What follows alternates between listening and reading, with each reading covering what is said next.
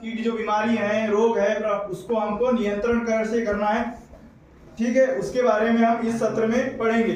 ठीक, अब क्या है सांस्कृतिक विधि।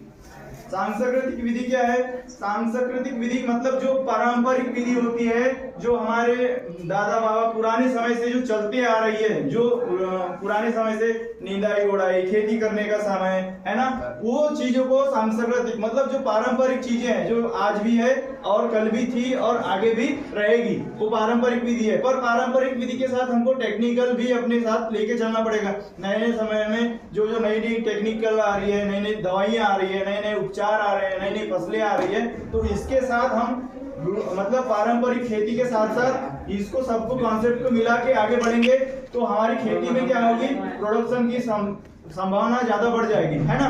ठीक है, अब इसमें एक टॉपिक है इंटरक्रॉपिंग। इंटरक्रॉपिंग क्या होती है?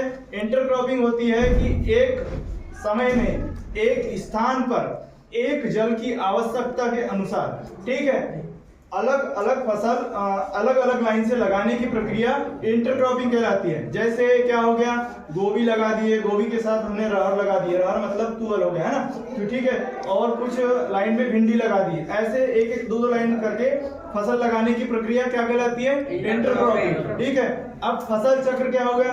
फसल चक्र, फसल को अदल बदल के लगाने की प्रक्रिया फसल चक्र कहलाती है ना। जैसे अभी धान लगे हैं, धान के बाद उड़द लगेगा, मूंग लगेगा, गेहूं लगेगा, है ना, और उसके बाद फिर से धान लग जाएगा।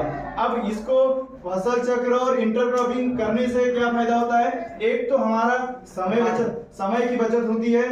समय की बचत होने के साथ साथ पानी, रोग प्रबंधन, बीमारी और जो मेन लेबर कॉस्ट है, मेन पावर है, इसकी कॉस्ट भी घटती है। ठीक है, इंटरक्रॉपिंग और फसल चक्रण में। ठीक है, अब जो है बार बार हम वही फसल लगाएंगे तो जमीन की रोग प्रतिरोधक जो क्षमता है वो घट जाती है और आपके खेतों में आसानी से बीमारी लग जाएगी। इसलिए हम लोग क्या करते हैं, बार बार फसल चक्र अपनाते हैं, है ना। सब्जियों में भी फसल चक्र अपनाते हैं और भी चीजों में फसल चक्र अपनाते हैं। ठीक है, अब ट्रैप क्रॉप क्या हुआ?